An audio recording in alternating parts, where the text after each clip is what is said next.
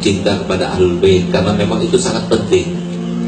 Kalau tidak penting, tidak mungkin Nabi SAW menyebutkan di dalam hadis yang diriwayatkan oleh Imam Muslim, bahwasanya beliau mengatakan, "Inni taraktukum fikum asaqalain ma in tamassaktum bihima lan tadillu ba'di abada."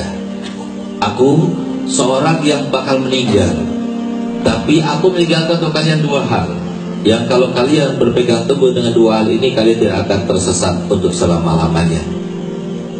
Herannya, hadis ini ada dua macam riwayat. Ada riwayat Imam Hakim dalam kitab Mustadrak, ada riwayat Imam Muslim dalam Sahih Muslimnya.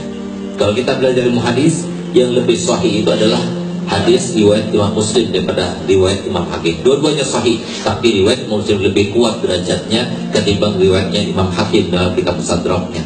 Di dalam riwayat yang disebutkan oleh Imam Muslim disebutkan Kitabullah wa itrati ahli baiti, kitab Allah dan keluargaku, keturunanku. Sudah jelas hadisnya, yang kalau seumpama dikatakan oleh sebagian mereka yang nggak mau kunutan dan sebagainya, dikatakan bahwasanya yang namanya keluarga Nabi sudah putus. Kenapa ada hadis ini? Kalau seumpama dikatakan bahwasanya Nabi SAW mengatakan keturunan Nabi sudah putus, kenapa Nabi SAW mengatakan kullu hasabin wa nasabin yanqati'u illa hasabi wa nasabi la yanqati'u ila yaumil qiyamah. Semua kemuliaan keluarga, semua nasab akan terputus kecuali kemuliaan keluargaku dan juga keturunanku tidak akan putus sampai hari kiamat nanti.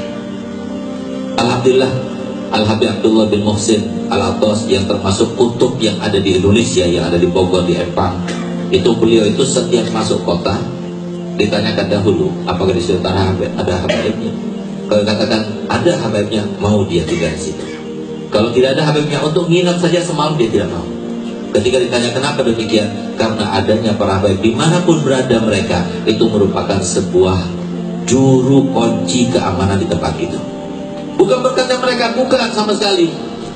Karena diri mereka tidak sama sekali, karena badan mereka tidak sama sekali, tapi di dalam diri mereka ada titisan daripada darah Nabi Muhammad SAW, yang semuanya alam semesta ini diciptakan karena Nabi Muhammad. Sehingga pantas jika Syekh Abdullah Basaudan, yang beliau itu terkenal dengan ikon daripada para muhibbin di Hadramut sana, itu beliau setiap kali ada seorang habib yang mau datang, beliau tahu.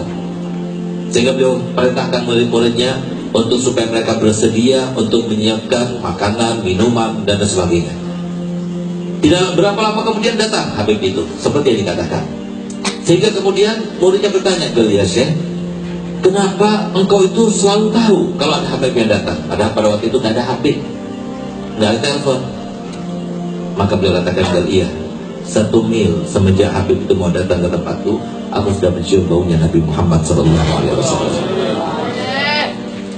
Kiai Hamid Pasuruan, sehingga dikatakan oleh beliau, kalau mau jadi kiai yang masyhur, kalau mau jadi kiai yang terus hidup, kalau mau jadi kiai yang dekat dengan Nabi Muhammad, harus menjadi kiai yang cinta kepada keluarga Nabi.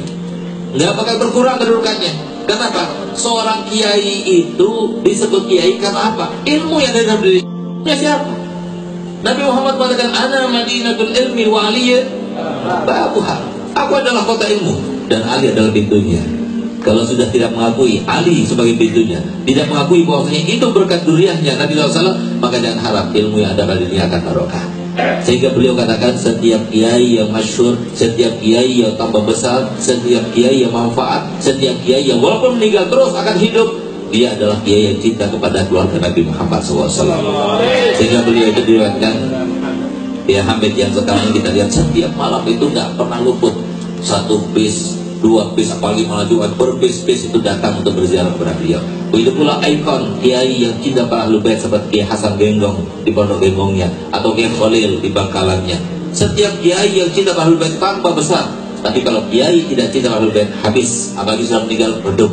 Kenapa? La in syakartum la azidannakum wa la in kafartum inna azabi lasyadid. Tapi alhamdulillah saya tersanjung melihat para ulama yang ada di Lombok ini yang menunjukkan akan kecintaannya kepada keluarga Nabi Muhammad SAW. Walaupun kami sendiri tidak pantas untuk disebut sebagai keturunan Nabi, karena kami sangat jauh daripada apa yang dilakoni oleh para kakek moyang kami, yang kami ingat selalu. Lihat bagaimana para keluarga Nabi SAW. Mereka sama sekali tidak menuntut untuk dihormati, dimuliakan, diberikan sesuatu, tidak. Siapa